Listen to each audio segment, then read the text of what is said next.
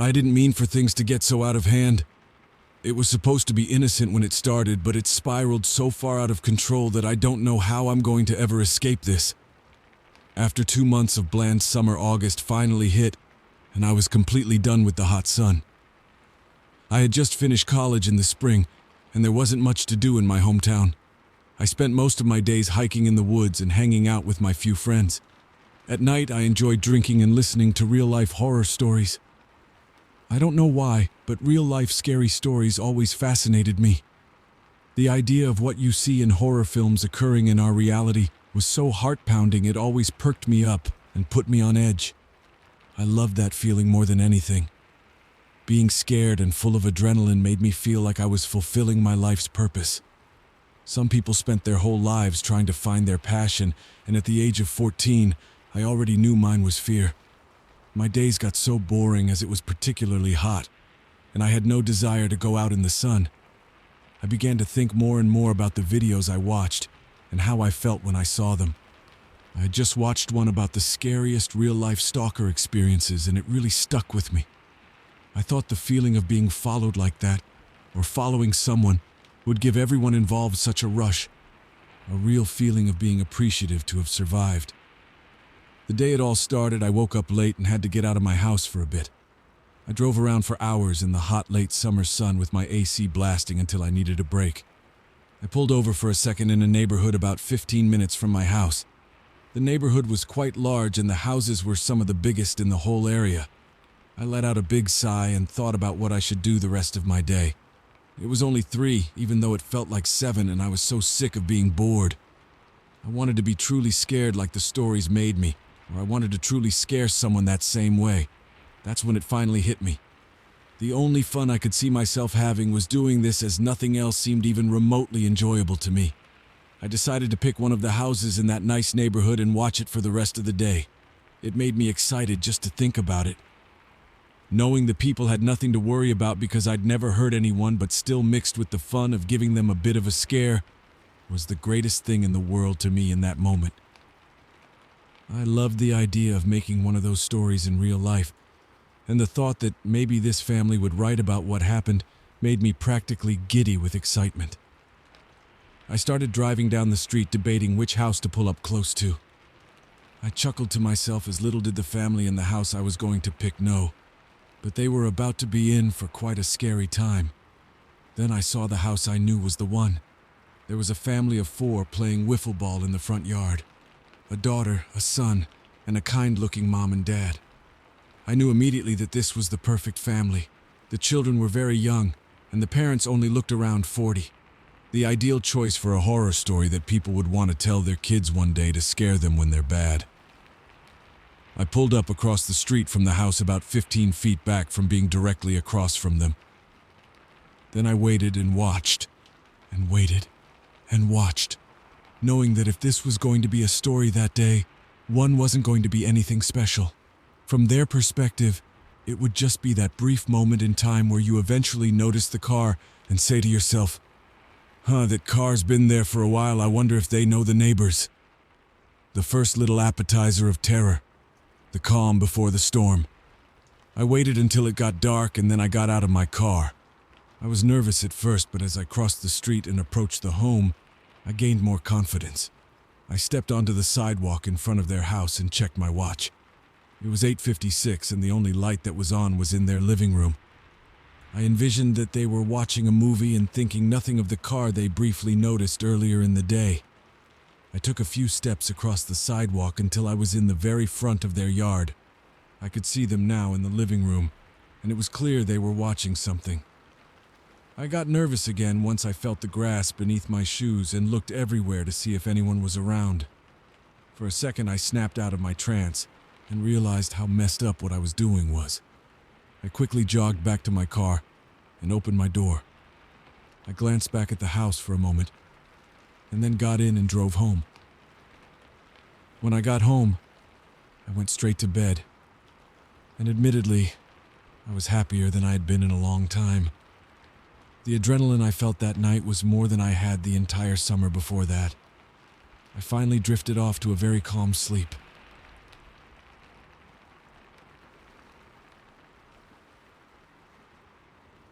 That night, I dreamed I had walked across their yard, opened their living room window, and sat down with them and watched a movie.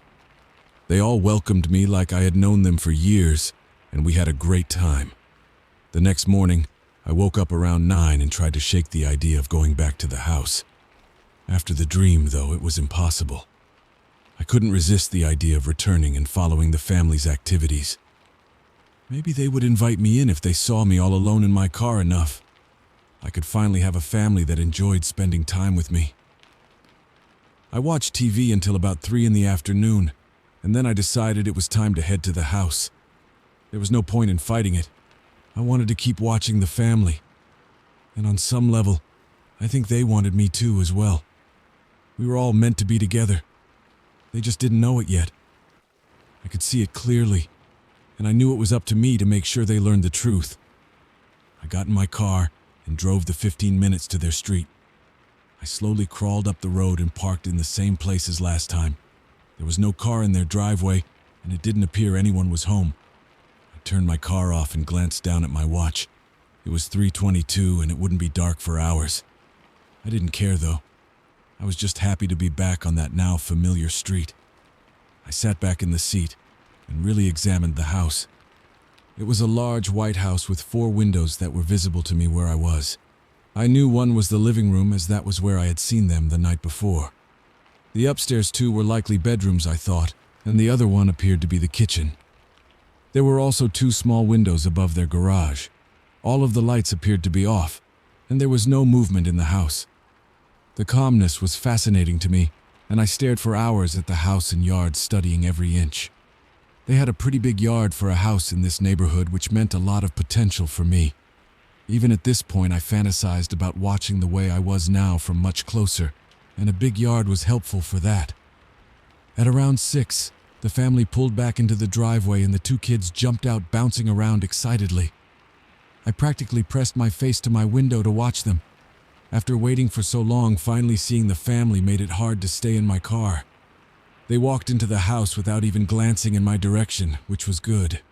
I continued to watch as lights turned on, and it was clear that they were heading to the living room for another movie night. Just the idea of watching a movie with them made me want to run to their front door, but I restrained myself. It wasn't time for anything like that yet. I had to be patient. I decided I'd get out of my car and go farther into their lawn than last time as soon as their movie was over. I watched them on their couch, sharing laughs and enjoying some movie that I wish I could have seen. At around 9, the movie ended, and after a 20-minute process, the living room light shut off, and the lights in the 2 upstairs bedrooms turned on. They were only on for about 10 minutes, though, until both shut off. I looked now at the dark house that I knew had a sleeping family inside. It was fascinating to think how easily I could harm them now if I chose to. The perception of a fallacy of safety in a house is something that will likely get many people hurt. The walls are not steel, and the windows are not unbreakable. If I wanted, I could enter their house right now. I didn't want to, though. I couldn't do such a thing until they wanted me to. But my plan was to get closer tonight. Much closer than yesterday. I waited another 15 minutes, and then I got out of my car. I slinked across the quiet, dark street and onto the sidewalk by the house. I quickly walked into their yard, making sure I went about 10 feet past where I did last night. So close that if someone was in the living room, they would be able to make out my facial features. Luckily, no one was, though. And it appeared no one was awake. I decided to basically dare myself to walk all the way up to the living room window and look in. I glanced at the upstairs window one more time, and then I quickly but quietly approached the living room. When I was right next to it, I looked inside and examined the dark room. There was the couch that I was used to looking at. I saw another chair that was blocked by my view, and a lot of pictures on the walls of the family that I couldn't make out before. They all looked like such nice people. I loved just studying the details of their living room. Suddenly, a light turned on by the stairs, and I quickly hid in the bush by the window. I leaned up some so I could just barely see what was going on. The sun looked like he was coming downstairs to get something to eat or drink. The kid reminded me of myself when I was younger. So many options and potential ahead. A feeling that I had grown more than bitter towards at this point in my life. He ran back upstairs with what looked like a glass of water, and the light turned back off. I decided that I had more than overachieved for just my second night, and I began to head back to my car. It was easy to forget, but the chances that a neighbor noticed something strange was always there. If I planned to be here daily, I would need to be smart about how I progressed my watching of the family. I did a light jog back to my car, glancing up and down the street as I did, but luckily, I didn't see any movement. I got in my car and took one last look back at the dark house. I glanced down at my watch and saw it was 10:17, and I realized I was by their window for even longer than I thought. I smiled to myself as I turned my car on and headed home. When I got home, I went to my room and laid down in my bed immediately. My adrenaline was pumping, and I laid wide-eyed staring at the ceiling, reflecting on what I had just done. It was such a rush. The family was literally in a scary movie, and they didn't even know it. I loved the idea of a real-life scary movie, and the thought of one that was safe but still real made me so excited. I couldn't even imagine sleeping, but after what was probably 2 hours of staring at the ceiling, thinking about ideas of what to do next to watch the family even better, I realized I fell asleep when I woke up at 6:30 the next morning. When I got up, it was just barely light out, and I rolled over trying to get comfortable. I knew, though, that there was no way I was going back to sleep, and then I opened my eyes wide as a thought hit me. I should go back to the house right now. I could watch the process of them slowly getting up and beginning their daily routines. Maybe they were leaving early today to do something fun, and maybe I could see that firsthand. The idea was so exciting I had to at least sit up in my bed. I looked out my window and saw the neighbors must have had someone stay the night. The view from my room on the second floor made it just barely possible to see the unfamiliar car, and it creeped me out. I knew it was likely normal, but the idea of a strange car on our quiet street was a sketchy thought, even with a valid explanation. I got out of my bed and got dressed with a smile on my face. If that family ever did see my car, they would need a lot of time to really believe there was actually anything dangerous about it. Even if it scares you, I felt like there would need to be a lot more evidence before most people would actually make the fateful 911 call. I quickly tiptoed down the hallway to my car, trying my best not to make any noise, as the last thing I wanted right now was to wake anyone up. I got in my car and began the now routine drive to the neighborhood. I got to their street and headed down it, parking in roughly the same exact spot as the night before. I put my car into park and checked my watch. It was 7:01 and just barely light outside. All the lights in their house were still off, and I got comfortable as I stared at the house, studying all the details just like I had the last 2 days. The yard was really nice. It got me every time I looked at it. The grass was really well kept, and I definitely gave props to the dad for doing such a good job mowing. After about 45 minutes, the mom and dad's light turned on. It was 7:47 now, and seeing the bright light illuminate the dim house was an incredible sight. I saw clear movement in the room, and to my delight, the light in the kids' room turned on, as well as I realized the mom was waking them up. Quickly, all the lights in the house seemed to turn on, and it was like the holy grail for me. I watched with a huge smile on my face as all 4 members of the family appeared in the living room, just as I hoped earlier. It seemed they were all going to do something. As I stared, I heard a loud banging on my passenger's side window. I jumped out of my skin as there was a man in a robe who looked angry, glaring at me through the glass. I quickly rolled down the window with an intense panic overcoming my entire body. "Hello?" I muttered quietly. The man seemed to realize I was on the younger side and appeared to take a breath.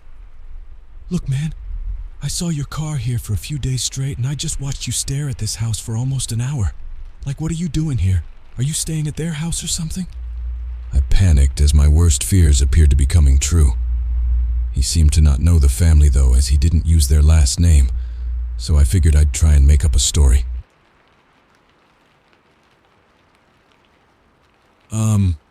Yeah. Sorry, it's my aunt's house, and I'm staying with them because my mom basically made me, but I've been sneaking out to my car a lot to watch stuff on my phone because I can't handle being in there all day. I paused for a second and read his face, which seemed to be receptive to what I had said. I kept going as I knew I could convince him. I wake up early to work out every day, and I guess I just got distracted watching videos to motivate me, and then I saw they woke up. So I admit I spaced out for a minute watching them. My bad. I finished my defense and watched the man process what I had just said.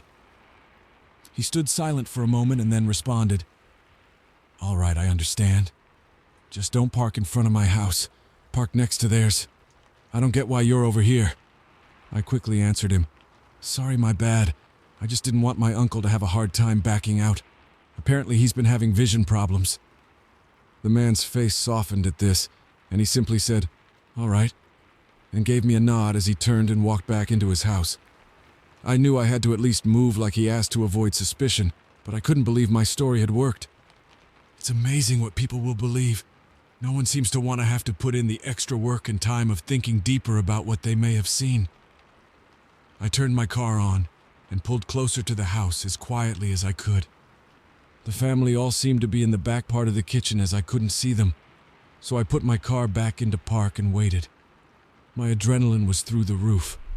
After getting away with my story to the neighbor but then also having to move closer, I was both excited and terrified.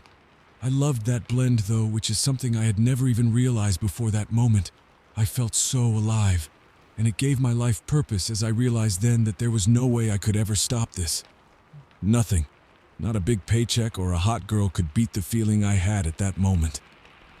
The family then opened their front door, breaking me out of the trance I had been in. I quickly slumped down in my seat and continued to watch. They walked towards their car and all of them glanced over at one point, but none seemed to take any interest. Obviously, I couldn't have known this, but it certainly seemed like there was no connection made to the fact that my car had been there before. They turned on their car and backed out slowly, disappearing down the road. I thought about where they may have been heading, and the different options were so fun to think about. Maybe they were just going for a walk or getting breakfast, or just maybe they were driving to an aunt or uncle's for a few days, and they were going to have an amazing time. I glanced towards their house with this thought in mind as something occurred to me. Maybe they were going to be gone for hours, or days, or maybe even a week-long vacation to Florida, who knew? There was an extremely high chance I could enter their house somehow. It seemed like a bad idea, but I couldn't resist it. I looked around again and made sure the neighbor was back in his house, and if anyone was walking down the sidewalk. There was nothing in sight, and I actually realized that the neighbor was on my side now, and if I entered their house, he wouldn't think anything of it because he thought I was staying there. I laughed to myself as the brief confrontation with the guy scared me so much, but it actually seemed like it would help me a lot in the long run. I decided I would wait for 20 minutes and see how much movement there was, and if there wasn't much, I would move closer and at least try the front door. I didn't notice a Ring doorbell or any cameras, so it seemed like I was in the clear to at least give it a shot. Worst case, I figured there was a valid explanation for why I was doing so, and the neighbor wouldn't think twice about it. This was really crucial because the neighbor who had confronted me was the only neighbor who really had a clear view of the front door. The houses on the other two sides were blocked, so no one would be able to see me at the door easily. I waited until 8:20 exactly, and when I didn't see anybody on the sidewalk, I opened my door and glanced around. There was still nothing in sight, so I stepped outside and headed up their stone walkway in the middle of their yard towards the front door. It was nerve-wracking as I walked, but I reminded myself it was the middle of the morning, and the odds of someone being so off-put that they called the police was a ridiculous idea.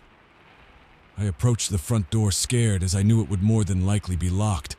I readied myself with what I would do if I grabbed the handle, and it didn't move. I figured I would just run back to my car, but I hoped that wouldn't happen. I walked up to the door, took a huge breath, and before I could really think about it, I grabbed the handle and pushed it in. The door swung open to my absolute shock.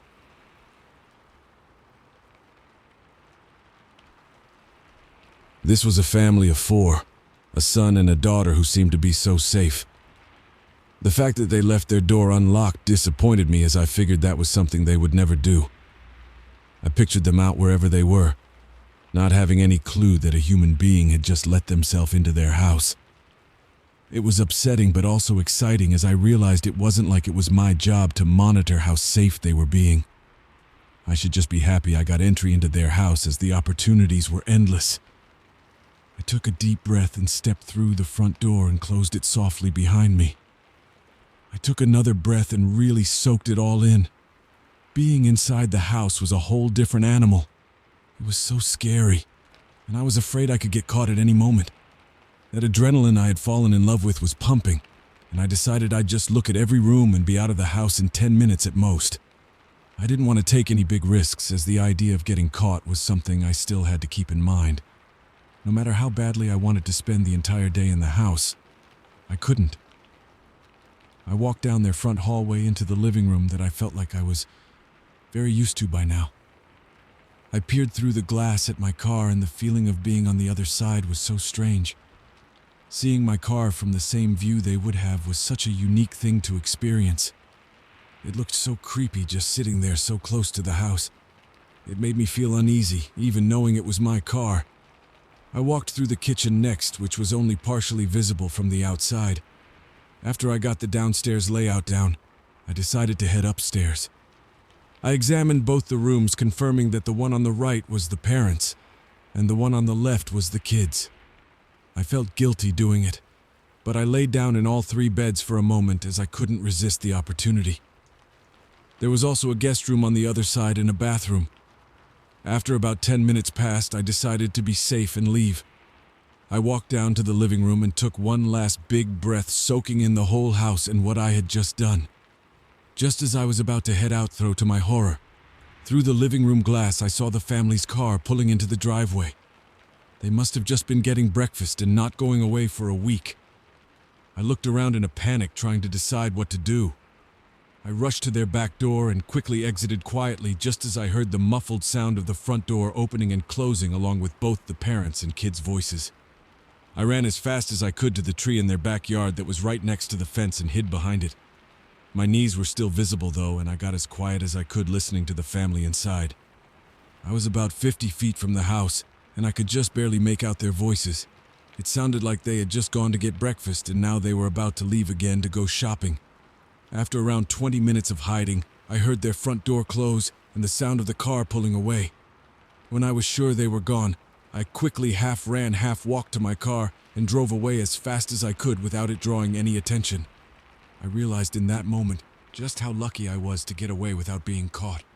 As I drove home, I reflected on what had just happened, and I couldn't help but smile.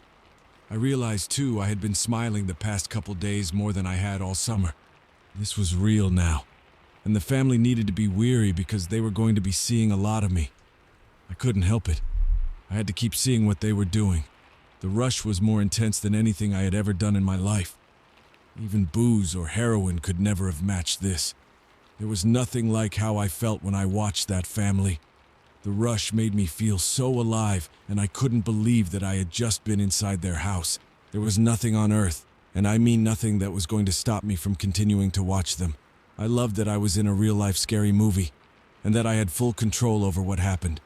I got home and realized how early it was, so I decided to just hang out in my room and watch a movie, as neither of my parents were home. I wanted to watch a scary movie to keep my vibe going, and I decided on It Follows.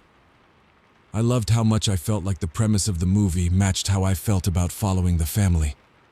For those who don't know, It Follows is about a mysterious force that can take any human form, and it follows a person until they either pass the curse on to someone else through sex, or they die horribly if the entity walking towards them catches up. I, of course, had no intention of killing the family, but the vibe of the thing following you, no matter what you did, really resonated with me, as that's the kind of relationship I wanted to have with the family.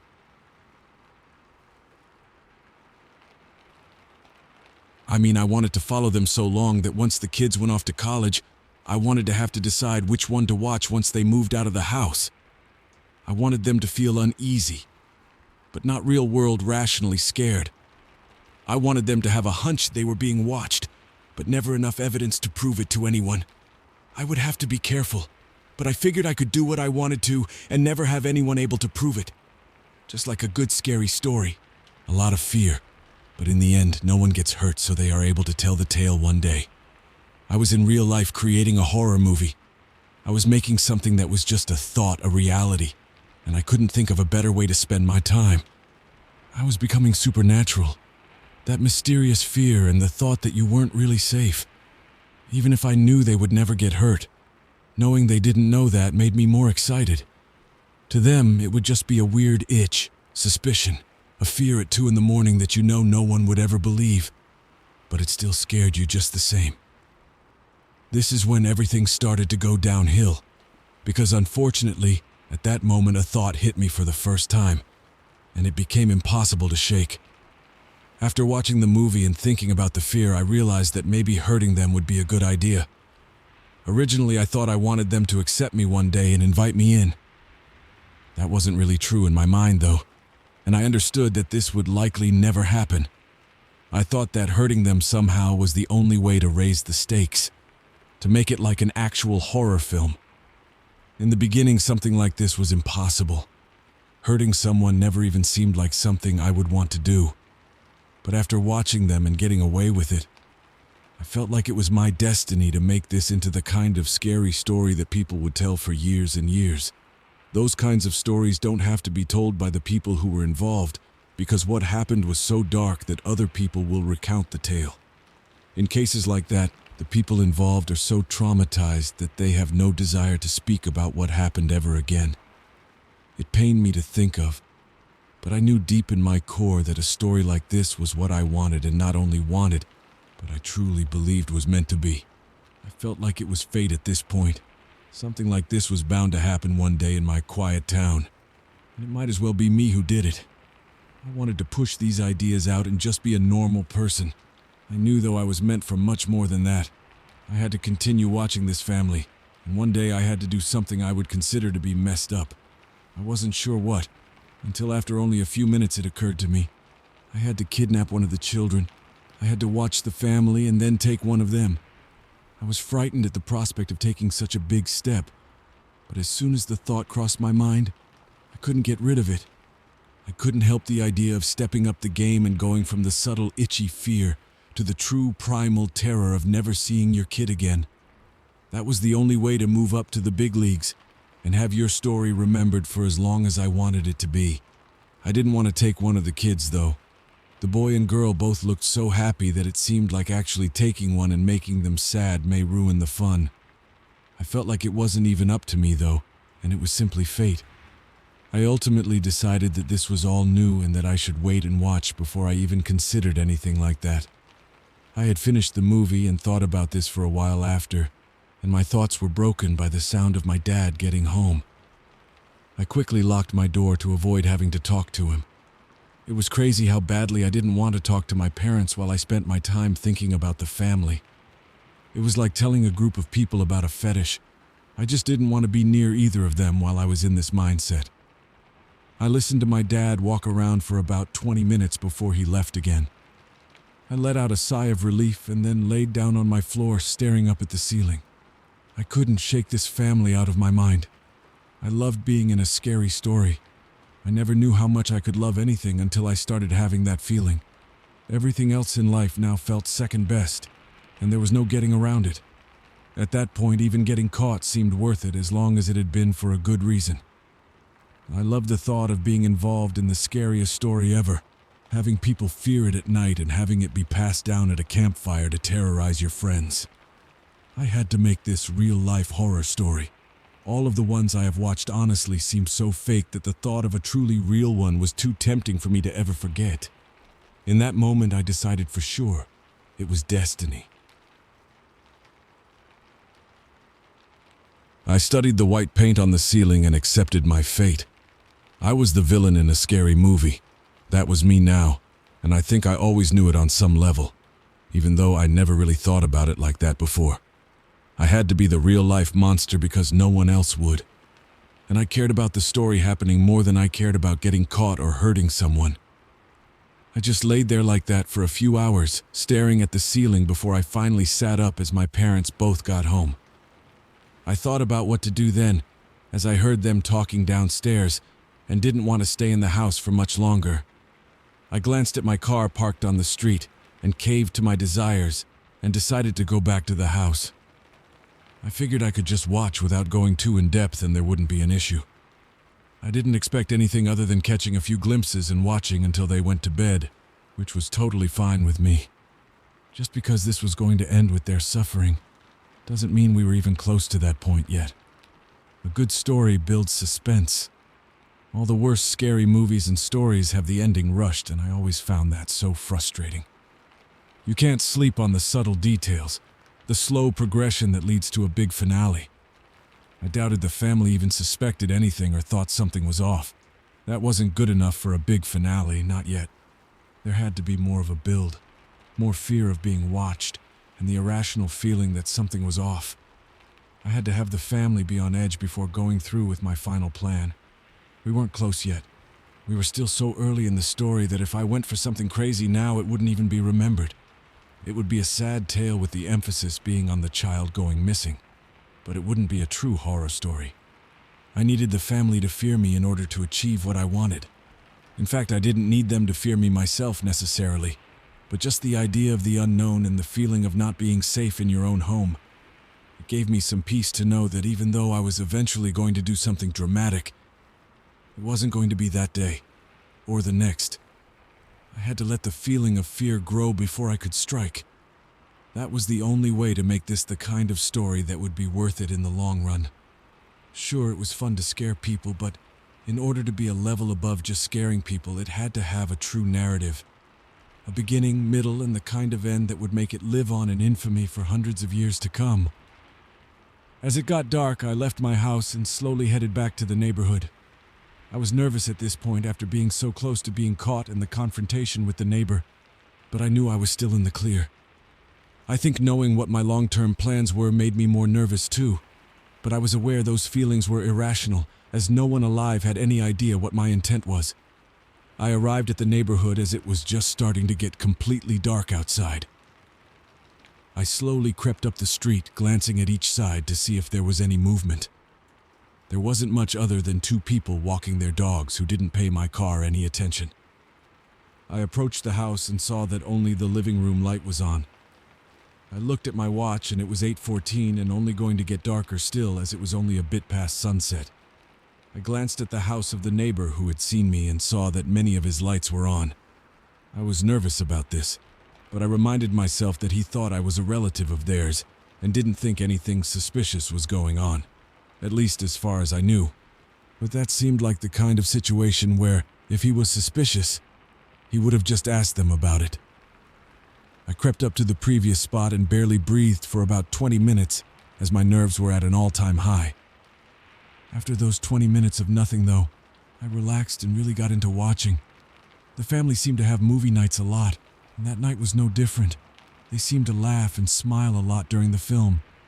As the movie appeared to end and it seemed like everyone was going to bed, the dad walked up to the window and glanced outside. He seemed to be looking at my car, and I got nervous again and slouched down in my seat. I averted my eyes for about 30 seconds, and then glanced back. To my horror, the dad was still looking at my car, and he even seemed like he was squinting to try and see into it. My heart dropped, and I looked away again before I ventured to glance back after about a minute. He was still looking, but less intently, and while I was glancing, he walked away into the part of the kitchen I couldn't see.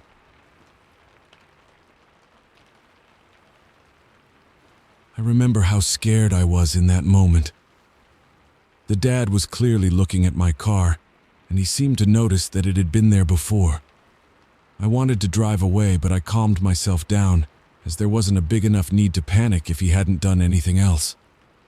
The downstairs lights all turned off after another 15 minutes, and I let out a huge sigh of relief as the upstairs lights then came on.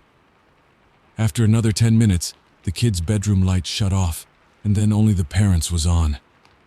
I watched intently for another hour until their light also turned off. I stared at the dark house and realized that this was my favorite part of the whole experience. The black still house that I knew was full of people invited so much opportunity for a scary story.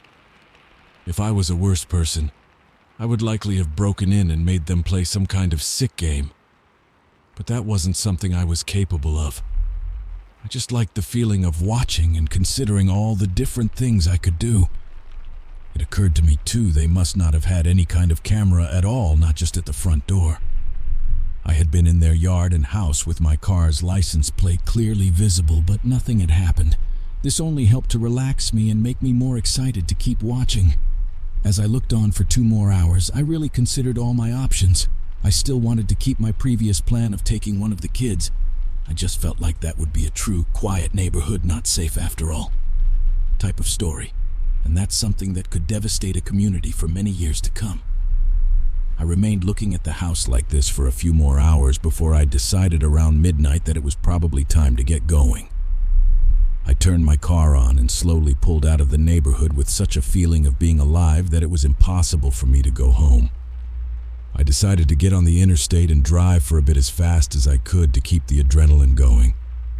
I hopped onto the freeway and started flooring it and really reflected on what I'd been doing and what I planned to do. I loved my new life. My old life had problems and girl drama and the knowledge that I failed my parents in their mind. But not this one.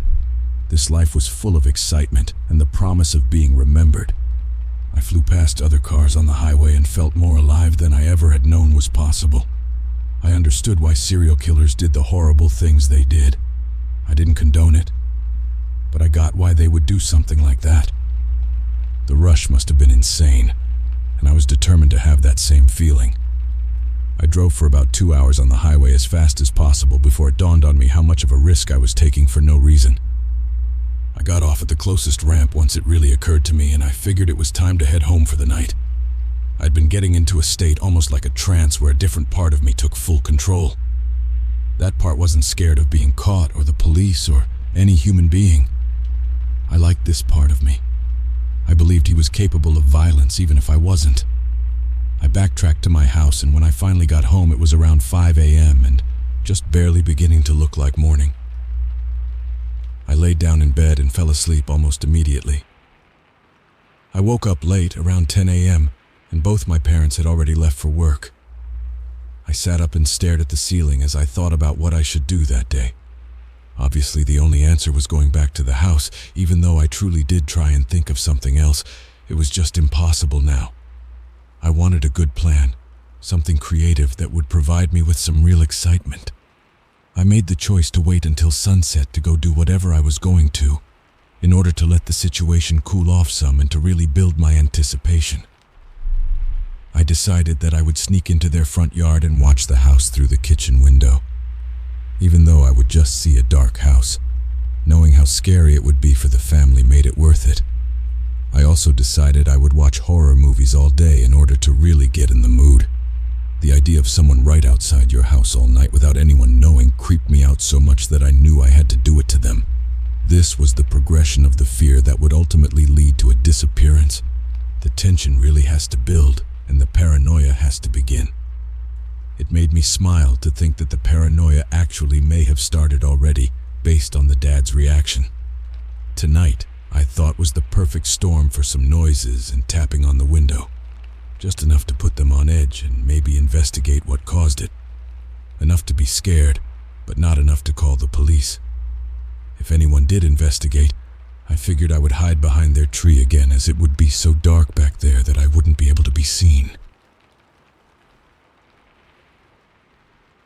The neighbors wouldn't be an issue for that either, as the view from all of their houses was blocked like I said before, and where I would be hiding had bushes obstructing the road. I decided I would arrive there at 9, around when everyone was going to bed. I figured at the very latest the parents would be asleep by 10, so I would only have to wait a little bit before I could creep into their yard. Besides, I really wanted to watch the process of all their lights going out, and that beautiful view of their dark, completely still house. I planned to watch the inside from the window until around 3 a.m., when I would then start making some noises on the glass. I would keep that up for about an hour, or until someone wakes up. I also planned to park a bit away from the house after I watched it for a while, and they went to bed. I figured having the car there if they were investigating the noise may lead to a police call, and that would still be way too early. I didn't want to risk being sold out by something as dumb as my car's license plates. My plan seemed good, and once I was sure of it, I began to watch scary movies. I started with A Nightmare on Elm Street, and it made me want to put on a mask to scare them. I thought about that for a while, but figured the scariest thing was a person's normal face. No mask means they have no fear of being seen, and that is a terrifying prospect. Plus, every person's face being so different is almost scarier on its own than famous faces from a scary movie like Freddy, Jason, or Leatherface. Those masks and faces are so famous that it doesn't create the same fear as a face you don't recognize at your window in the middle of the night. To me, nothing is as scary as that. The realization that some random stranger is watching you for whatever reason. Your mind could go anywhere in that moment. Are they here to rob or kill me? Thinking of all of those factors, I decided not to wear a mask, as my own somewhat pale, unattractive face would scare them far more if they ever ended up seeing it. I watched a couple more movies that worked only to get me more ready, and by the time it was 7 and my parents had come home, I was anxious to get going. My mom forced me to talk to her for about 20 minutes about my day, which I hated. In this moment, I didn't want to even remember I had parents to disappoint. I wanted to be completely free of the feeling of letting anyone down. They were the one thing that didn't work for my plan, and I began to consider that they may have to go. After I talked to my mom, I watched one more movie, and once 8:30 hit, I couldn't even sit still. I decided to leave then and just take my time getting there.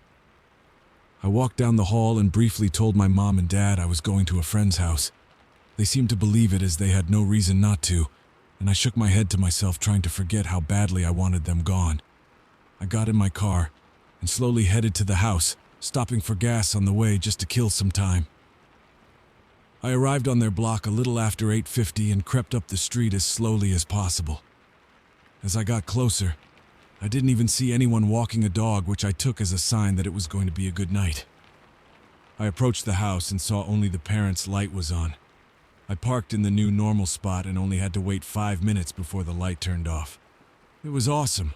Lights out early was so encouraging on a night like that. Even though I was excited, I was also very nervous. I didn't forget how much a risk all this still was. I drove down the street for about 2 minutes and parked on the opposite side of the house. After I stopped, I glanced around but didn't see any movement. Just a couple of lights on in the houses on either side. I wasn't worried about that, though, as I was far enough down the street that these houses wouldn't have seen my car before. I cracked the door and slowly stepped out and crossed the street. I walked as normally as I could down the sidewalk, doing my best not to draw any attention to me. I liked knowing that I didn't have a weapon with me either, so in the absolute worst case, there was nothing like that to worry about. I approached the house after a couple minutes and paused for a moment, examining my favorite view. The house just had such an aura to it now. I slowly walked up the sidewalk until I was facing it head-on. I examined all the windows and didn't see any movement at all. I checked my watch and it was 9:16 and the neighborhood was quiet. I jogged as quietly as I could up to the kitchen window, and I adjusted myself between the bushes and the house in a way where I was sure I couldn't be seen from the street. I had to move a big rock as it was right in my way. I set myself up so if I stood up from the angle I could see into the kitchen. Once I was squared away, I got up and looked inside for the first time. It was dark, but I could see the room and there was no movement at all. It was clear that the room was very clean as well, and it was nice just to look at. I crouched back down and got comfortable as I planned to be there until at least 3 a.m. I didn't want to do too much at first, as a lot of people were definitely still awake, and I needed to be as cautious as possible. I planned to wait until 11 to even look in again. While I sat there completely hidden from view, I felt almost as if I was part of the family. I touched the wall and pictured all of them asleep in that moment. I didn't even mind having to wait until 11. Just being there was the best time I could imagine possibly having.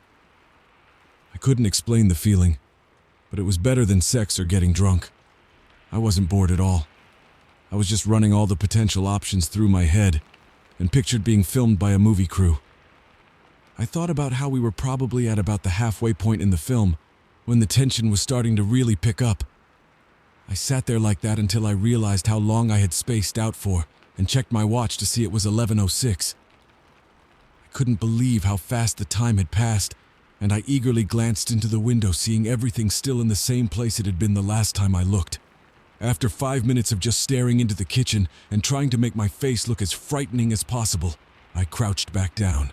It was such a rush to look in, and I couldn't wait for it to be 3 a.m. In fact, I thought, smiling, I should do one little tap right now. I reached up and as lightly as I could knocked 3 times on the window quickly, pulling my hand back as fast as I could. I was so nervous but more alive than I'd ever been. After 10 minutes of no sound and no lights coming on, I peeked into the kitchen again, and nothing was different or out of place. No movement at all. I got back into my hiding spot with my adrenaline pumping. It was hard to settle in again, but I did after a bit and went back to my thoughts from earlier. A car or two drove past, but for the next 3.5 hours it was dead silent and still. It was a strange feeling to be in total quiet for so long. The time humans sleep and forget that there are creatures out there that are coming for them. I liked the idea of being a creature of the night, a nocturnal predator that spends the day inside and the night outside. My thoughts were broken by one more car driving by before I glanced down and saw it was finally 2:50. I figured it was close enough and I peeked inside. Still nothing at all. No movement or sound or indication that anyone was awake. I took a deep breath and knocked on the window 3 times, louder than before, and then waited. After a couple minutes of nothing, I did it again and waited again. I glanced up and took a long look, but no lights came on. No sound. No sign that anyone had heard it. I knew I should be done. I was pushing my luck, but I had to do it just one more time, and then I could leave knowing I had really amped up the plot of the movie. I couldn't help it. I was fully consumed by this now, and I wanted to go inside so badly that I figured this was a good compromise. I banged on the window again and immediately realized it was too loud. I dove back behind cover and felt my heart drop. It was so much louder than the others, I was sure someone would have heard it. I waited tense for 10 minutes, but still nothing happened. I ventured to peek up and survey the kitchen. There was still nothing. No one seemed to have heard anything. I crouched back down and looked up at the street to where my car was. It was time to go. I knew it was. I figured one last look, and then I would creep over to the street as quickly as I could. I checked my watch one last time and it was 3:16. I couldn't believe I made it this long and somehow wasn't going to get caught. With a smile on my face, I peeked up at the window one more time and saw the daughter standing in the kitchen holding a teddy bear in her hand, staring right at me with the widest eyes I'd ever seen. Before I could react at all, she let out a deep, blood-curdling scream, and it seemed the dark house illuminated all at once. I probably could have run. I likely would have gotten to my car and never been found out if I didn't go back. That wasn't going to work for me, though. In a moment like that, fight or flight really does kick in, like people say. And unfortunately for them, my response was fight. I heard movement and yelling upstairs and knew I had to act fast. It was the only way to save the movie without it being a huge letdown. I looked around and saw the big rock on the ground a couple feet from me. The wide-eyed little girl had stopped screaming and now was cowering in the corner of the kitchen. I threw the rock through the window as hard as I could, shattering the still silence. I climbed through just as the dad made it downstairs. He also had incredibly wide eyes and he screamed at his daughter to run. My adrenaline was in full control of my body at this point. I didn't even feel like myself anymore. I grabbed a knife out of the sink just as he approached me. Before he could say anything or attack me, I whipped the knife out of the sink and planted it into his chest. He stumbled backwards and fell to the ground, gasping for air. This didn't snap me out of my trance, though. It only made me want to continue. I ran towards the stairs just as the mom was rushing down and I grabbed her, throwing her to the floor before she could react. I raced up the stairs and saw the kid's bedroom was locked. I knew I didn't have much time before the police would come, and I threw my whole body against the door. It collapsed, and I jumped up quickly, looking around the room. The 2 kids were hiding in the corner, the boy in front of the girl protecting her with a baseball bat. I wasn't worried, though. I was in too deep at this point, and the Little League bat wasn't something that concerned me. I ran at the kid, surprising the little boy, and easily knocked the bat out of his hands. I pushed the little girl into the wall, knocking her down too, and examined the scene. It was time to put up or shut up. I had to take one of the kids and run, and I had to decide right at that moment. I picked the boy because of how much he reminded me of myself. He was knocked out, so I picked him up, which was easy because he was super light, and I ran down the stairs away from his knocked-out sister. I stumbled down the stairs as quickly as possible and saw his mom at the bottom motionless. As I ran by her, she didn't seem to be breathing, but I wasn't sure. I saw the dad in the kitchen though, and he was definitely dead. I pushed the front door open and ran out, expecting a sea of attention, but I didn't see anything different. Some lights were on, but no one had done anything different than normal. I realized I still had the sun in my arms, and I turned and sprinted towards my car. I was approaching it when I finally heard sirens coming from the other direction. I realized the police were at least coming, so I began to rush. The kid woke up and realized what was happening and tried to push me off of him. I quickly grabbed him tighter and hugged him into my body to try and calm him down.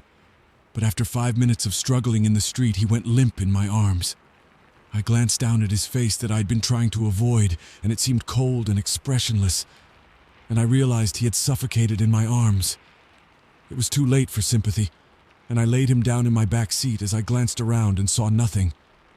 I got into my car and looked back at him, but he wasn't going to move ever again. I looked at my watch, and it was now 3:31, and it didn't seem like much had happened other than the sirens in the distance that were getting a bit louder. I put my car in drive and left the neighborhood. I debated going home, but it was too late for that now. I just drove and considered crossing the border into Canada, but I decided not to. I opted to go over to the next town, and then the next, and the next until I crossed state lines and realized my best bet was to hide the boy in the Adirondack Mountains. I buried him deep in the woods, feeling a sense of regret for the first time. I continued to drive, worrying about whether the police were after me. Plus, I wanted to escape the guilt of killing 2 people. I knew for sure that the dad and son were dead, and the mom may have also been. I continued driving west, and I tried to push these thoughts out of my mind. I couldn't, though. Every time I cried for them, it turned into a smile. I had really made a scary movie with real stakes. The neighborhood would be talking about it for 100 years to come. The town now had a legend, and I felt more accomplished than I ever had. But it still kept coming back. I had murdered people, at least 2 for sure, and I thought the police were definitely going to find me. After weeks of traveling across the country, though, nothing happened. I even saw a news clip talking about the missing boy, and they said they had no leads. I realized I loved the feeling of knowing the boy wasn't missing. He was dead and hidden deep in the forest. The rush of being the only person alive who knew that, mixed with knowing I was the mysterious suspect, made me decide to continue. It was scary at first, but I knew I wanted to. Over the course of the next 8 months, I followed and stole kids from 4 more families. I had to murder 2 more dads and a mom in the process. I got really good at it, and I always knocked on the window 3 times before I broke in. The part that I regret is once I had the kids, I didn't know what to do with them. The first one I tied up, but she wouldn't stop screaming, and I realized she wasn't going to. Regrettably, I ended up having to kill all the kids as each time I tried a different approach, but none made any logical sense. If I took them somewhere and let them go, they could tell someone, and if I kept them with me, they would make it impossible to break into any more houses without fear they would try and escape when I wasn't around. I went state to state like this, leaving a trail of bodies across America until I reached Washington, where I'm writing this from. I finally snapped out of the trance. I regret everything I did. The kids especially. I didn't want to ever kill kids, but I didn't think ahead far enough. Plus, after that first time, I felt like I had to keep it up. I'm wanted across America, and they credit me for 5 murders even though the number is actually 11. I'm sure they'll find the rest one day, but I made it a difficult task for them. I'm also apparently known as the pale-faced killer. I always knew I was not very attractive and pale, but I didn't realize it was that dramatic. I regret what I did, but I do not wish I hadn't done it, if that makes any sense. I I won't kill again, I don't think. But what I did needed to happen. Excitement for the whole country. A scary movie for the ages. I felt bad about how out of hand it got, but I came to realize that it was the only way to do it. I feel terrible, but I don't wish I could take it back. I'm going to drive to Alaska now and hopefully live a life of no more fear and death. A life of reflection and calm. The thought of being arrested terrifies me now. So hopefully this letter will be found, but not lead anyone to find me. I'm not sure what will happen, or if I will end up killing again. But to whoever finds this, I really am sorry to the families that I destroyed. Just know it wasn't really me. It was fate. This park is beautiful, and I apologize to whose day it ruins that reads this. I want to be free of being this person, but I think it is who I am now. I always wanted to go to Alaska. I think the quiet nights will be good for me. I really don't know what will happen though, so if anybody ends up getting hurt, I just want them and everyone else to know I'm sorry. What keeps me going is knowing that one day they will likely make a movie about me, and I can't wait to watch it. This letter was recovered from a park outside of Seattle, Washington, and serves as the best evidence of a man referred to as the pale-faced killer, who's confirmed to have murdered 5 people. 2 of the murders occurred in Vermont, 1 in Ohio, 1 in Iowa, and 1 in Montana. He is also responsible for the disappearance of at least 6 children who are believed to be deceased as well. The disappearances occurred in the same 4 states as well as Wyoming. Alaska is in the process of being searched, but we want people everywhere to be aware of the potential danger. Lock your doors, and if you see a strange car on your street, take notice of it. If you have any information about the whereabouts of the individual who wrote this letter, or think you may know his identity, please contact your local police department. Photos of the 6 missing children are provided below, and if you have any information about them, call the number listed beside the photos. Even though the letter states he does not plan to kill again, he is not of sound mind and his word cannot be trusted. It is imperative that this individual is found and brought to justice for the safety of all Americans. Once again, please lock your doors and report strange activity. Thank you.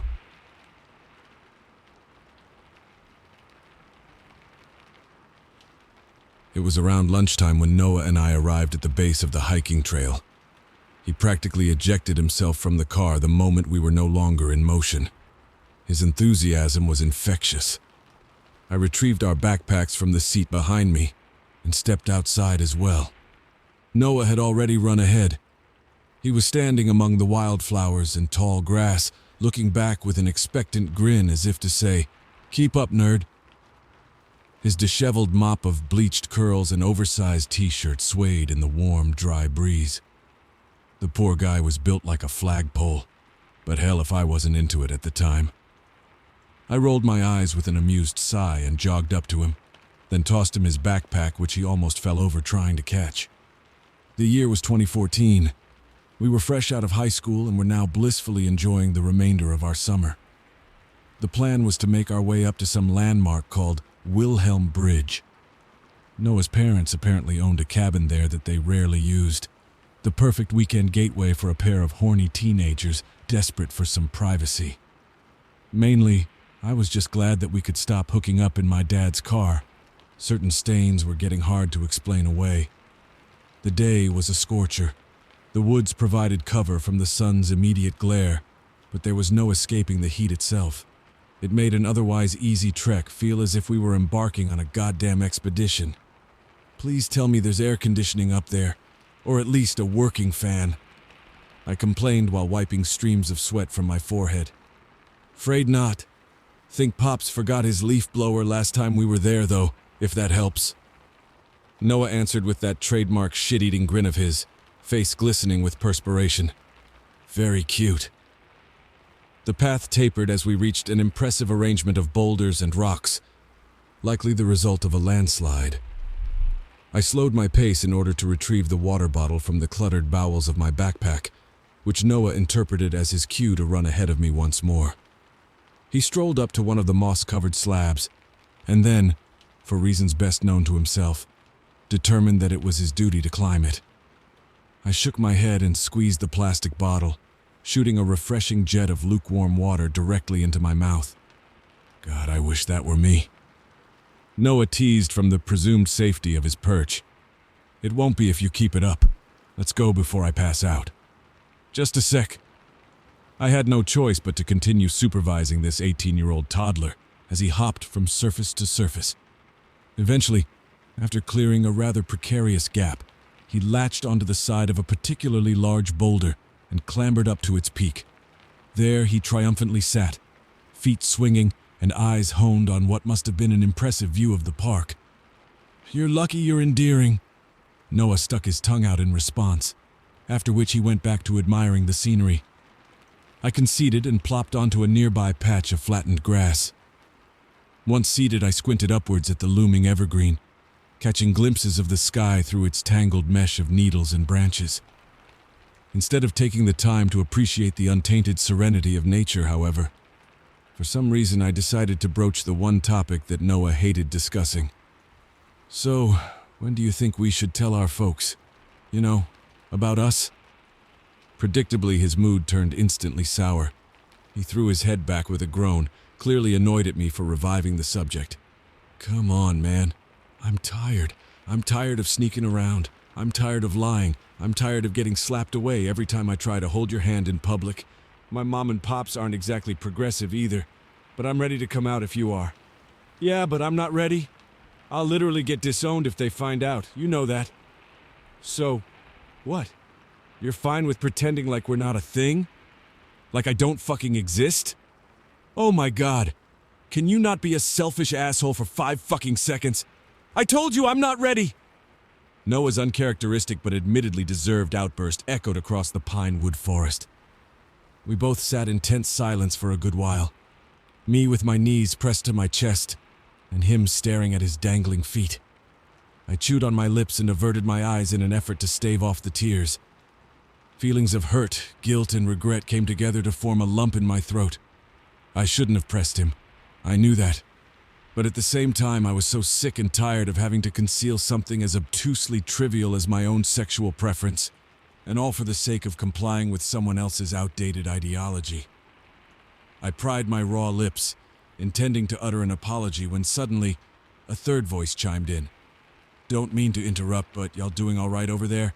I was nearby and heard yelling."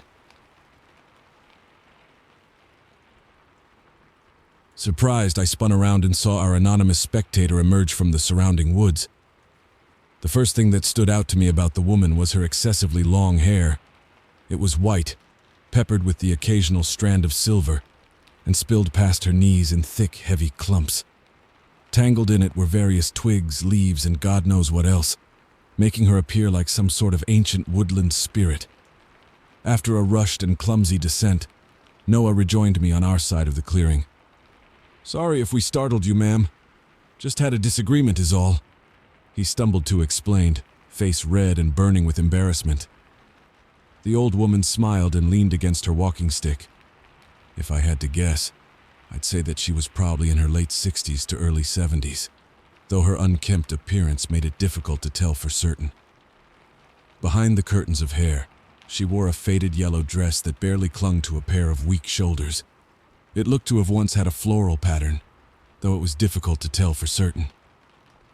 "It takes a heck of a lot more than that to startle this old hag. Haven't heard your voice before, though. Guessing you ain't locals." "No, ma'am," promptly confirmed Noah. "Can it with the ma'am thing, boy? I ain't your school teacher. Name's Agnes." As the odd woman introduced herself, I noticed that she wasn't looking directly at, but rather past us. It took me a moment, perhaps longer than it should have, to realize that she was visually impaired, if not outright blind. I couldn't help but wonder what someone in her condition was doing out here all alone. My boyfriend nudged me, hinting that it was my turn to say something. "Pleasure to meet you," was all that I could think to add. I purposefully omitted the courtesy of revealing our own names. Regardless of how harmless she appeared, I had a gut feeling that there was more to Agnes than what we're capable of readily perceiving. Perhaps sensing my distrust, she gave me a nod and made a point of moving the conversation along. "Anywho, I'd be careful if I were y'all. The wolves will be out soon." "Wolves? Here? I've heard of foxes and coyotes, but never any mentions of wolves." Noah asked with an understandable degree of skepticism. After all, our state's certainty isn't known for its native wolf population.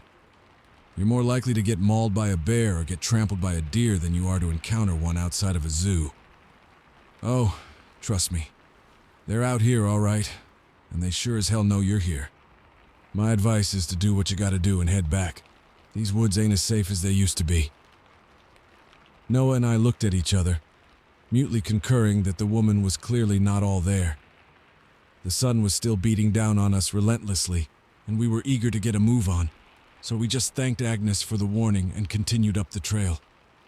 Once there was considerable distance between us and her, I looked over my shoulder and saw glimpses of the crone-like figure disappearing back into the woods.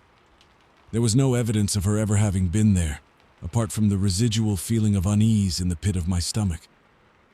After some more strenuous hiking, we finally arrived beneath Wilhelm's Bridge, which, contrary to my expectations, wasn't an actual bridge, but rather a natural arch between two neighboring cliffsides, effectively forming a sort of gateway. The lodge was a stone's throw away from it, situated near the center of another, larger clearing. It was quite the picturesque little property, straight out of a brochure or a lifestyle magazine. I've always been more of a city dweller myself, but even I wasn't immune to its rural charm.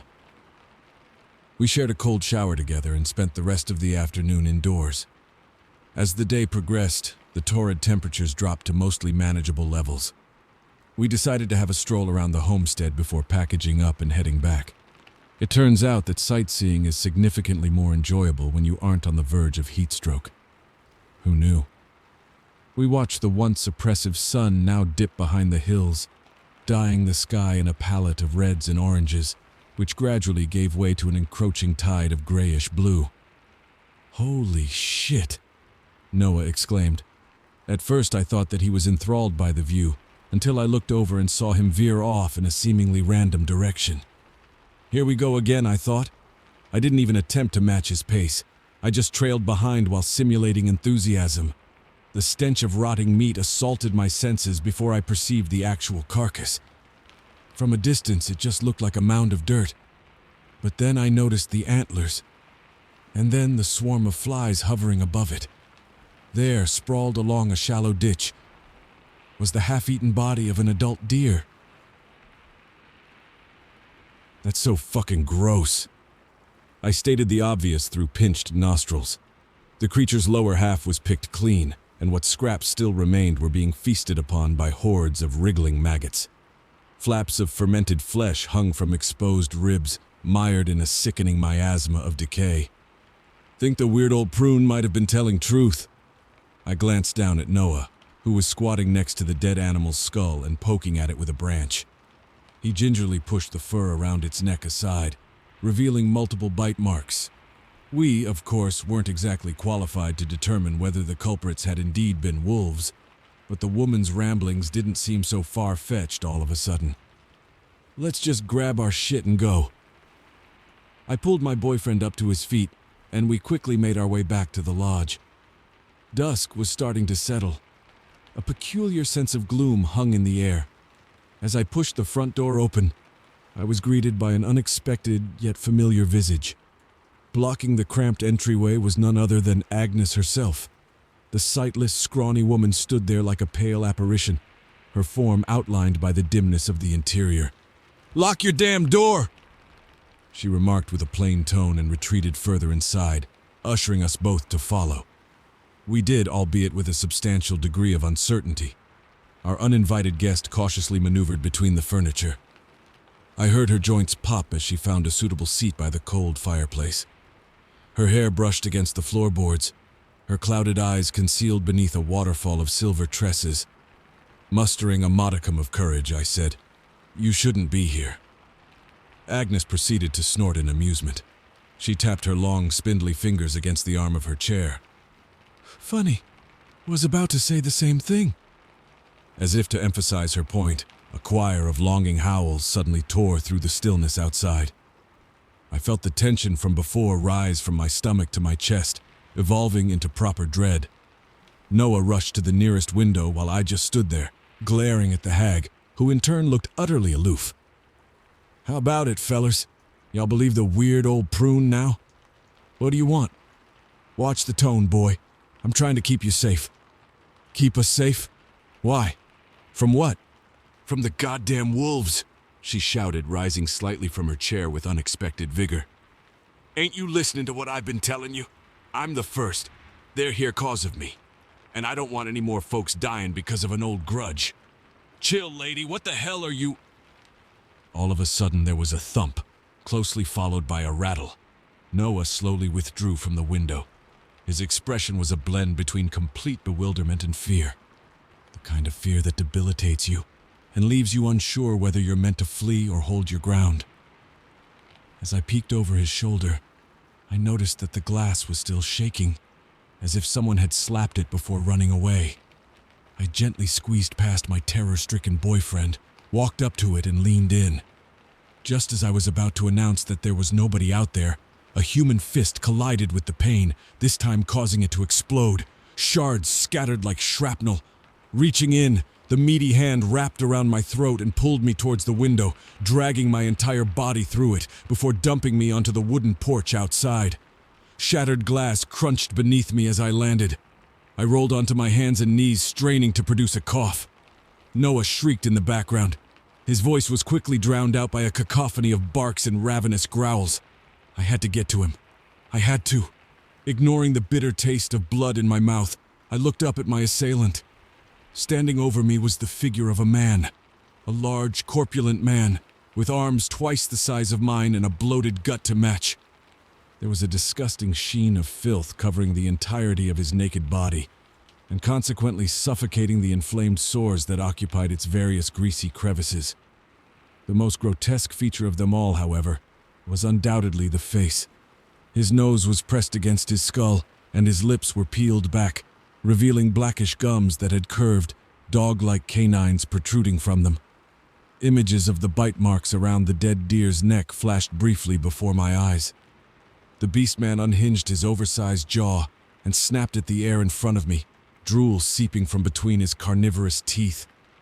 I wanted to crawl away, but as soon as I reached the edge of the platform, I realized that there was nowhere left to go. Multiple sets of hungry eyes stared back at me. There was an entire pack of those freakish amalgamations surrounding the lodge, each more inhuman than the last. I saw a tall woman whose deformed and disproportionately long limbs allowed her to exclusively walk on all fours. Then there was the man with sharp ears and half his body covered in fur. Behind them both was something that could hardly be categorized as a person, possessing claws and a fleshy, languid appendage that vaguely resembled a tail. I'd compare them to animals, but that would imply a degree of inculpability. They weren't driven by simple instinct. There was intent behind their viciousness, and their wretched forms only reflected it.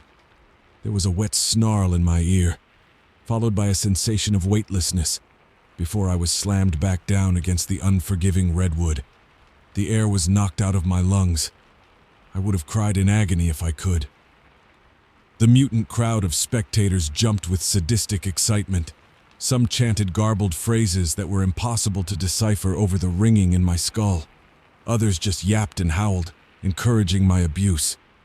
Using my elbows, I desperately tried to pull myself forth, only to be picked up for a third and final time. The hulking mass of greasy flesh lifted me above his head and once again savagely bounced my limp body off the wooden deck. Something audibly snapped. I couldn't tell whether it was a loose board or one of my ribs. Helpless and gasping, I lay there among the broken glass. The world kept fading in and out. Darkness occupied the corners of my waning vision and, in spite of my attempts to stave it off to remain conscious, it eventually swallowed everything, including me. I was standing beneath Wilhelm Bridge. The trees around me bore shades of autumn, and the air smelled of rain. Across from me, bathed in the shadow of the rocky archway, was a young girl. Her black hair was tied in long braids that had small charms interwoven into them. Her dark, narrow eyes glared at me spitefully, her lips curled in disdain. I noticed that she kept tugging on the hem of her bright yellow dress, which was dotted with flowery motifs and looked slightly too big for her. She was trying to conceal the bump inside her stomach. Given her age, The implications of a pregnancy were disconcerting to say the least, especially coupled with the clear signs of abuse, like the purple ring of bruises around her neck. She bent over, picked a tiny rock off the ground and threw it at me. It bounced against my chest, landing squarely at my feet. Tears of hatred and frustration rolled down her face. The girl grabbed the fabric around her swollen belly, clenching it in her fist. Suddenly, a bitter smile tore through her face. I was stuck in the role of a passive observer, watching through someone else's eyes as dark red bubbles began to appear around corners of her grin. Something was trying to crawl its way out of her. She lurched back, pressed her palms to her stomach, and after what felt like hours of painful retching, a long, bony arm burst forth from her mouth. The ghastly appendage flailed aimlessly before digging its beast-like claws into its host's lower jaw and stretching it past its limit, leaving ample room for another set of fingers to emerge, and then a wolfish skull, and then a torso, and then a leg. My senses were polluted by the familiar stench of rot. I looked down. In place of the pebble that was previously thrown at me was the decaying head of a deer. Its lolled tongue began to twitch. It turned its sunken, dead eyes up at me and said, Marcus, for fuck's sake, please wake up." My eyes shot open. I tried to sit up, but a sharp ache in my ribs forced me to reconsider. I was back on that porch, only now I had Noah kneeling by my side. I heard him breathe a tense sigh, presumably relieved to see me conscious again. He hastily brushed some of the glass off of me, and before I could ask him what was going on, I was already being pulled up to my feet. The pain spread, radiating throughout my upper body, but I did my best to block it out. Though my mind was still rattled, Noah's trembling tone was enough to convey a sense of urgency. "Come on, get up, we gotta go." What?" As I reluctantly guided my eyes away from Noah's pleading expression and towards the clearing, I was greeted by a sight that was as terrifying as it was surreal. Blood flowed freely from recently decapitated torsos, dyeing the grass beneath them crimson. There were limbs and other minced body parts scattered haphazardly about. Guts hung from branches like some sort of twisted Christmas display, with a disembodied shell lying lifeless beneath it, features frozen in a mute scream of agony. A layer of gore was splattered across every conceivable surface, but it was the imposing figure at the center of the hellscape that truly made me question my sanity. It stood as tall as the trees, a gangling bipedal sculpture of muscle and protruding bone. Its skin was stretched so tightly that I could see the individual vertebrae shifting in its back.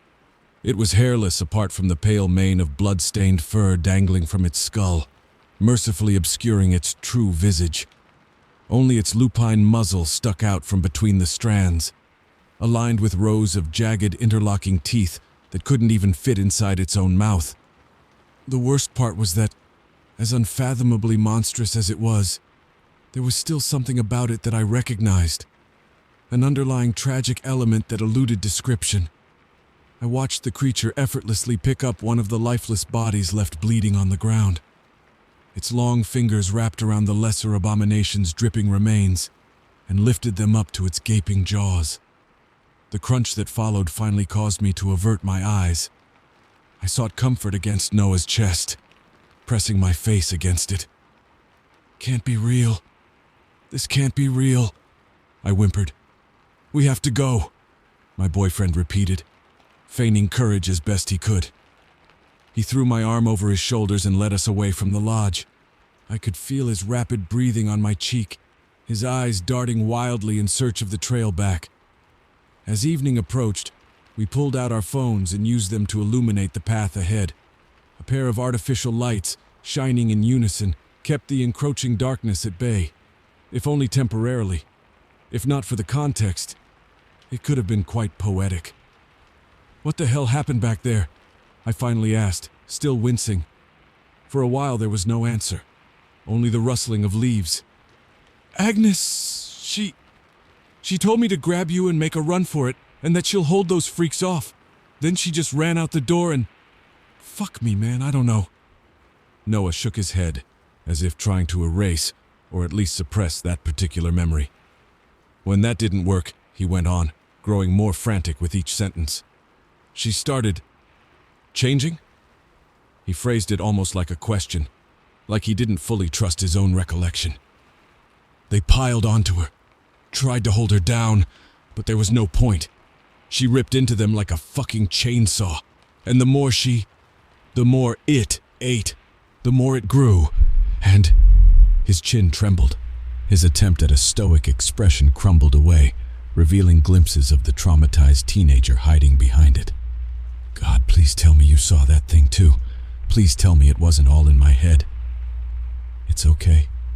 I saw it too. I assured him in the most comforting tone I could muster, though in truth, a part of me still held out hope that this was all a cruel dream.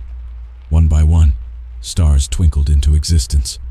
Wilhelm Bridge became a distant silhouette against the dimming sky and soon dipped behind the forest entirely, as if it never existed. The blood loss from my various cuts, coupled with the intermittent stabs of pain, rendered each step a challenge, but we eventually made our way back to the car.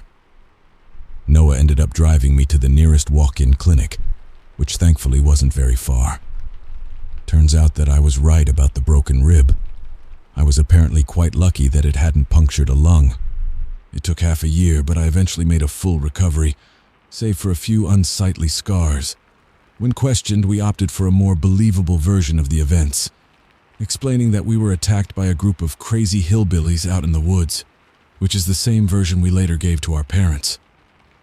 Lying proved to be the right call, since the local sheriff's department apparently found nothing out of the ordinary when they went up there to survey the scene. No obscene amounts of gore, no half-eaten mutant corpses, no nothing, though I suspect that it would have been immediately covered up even if they did. Regardless, I won't be planning any trips to Wilhelm Bridge in the foreseeable future. I've mostly kept to my therapist's advice and never really gone down the proverbial rabbit hole. Perhaps digging into the site's history might yield some context to the horrors we experienced that day, but I feel like some things are best left forgotten to time. In fact, consider this a parting letter to the last 25 years of my life. Noah and I are finally getting married in January, after which we'll be planning a permanent move to Pennsylvania. The cliché thing to do would be to warn you against trying to find the actual landmark I may or may not have renamed to Wilhelm Bridge for the purposes of my story. But we all know how that usually goes. If you do end up finding it, however, do me a favor. If you see an old woman with long white hair and a yellow dress, tell her I said thanks.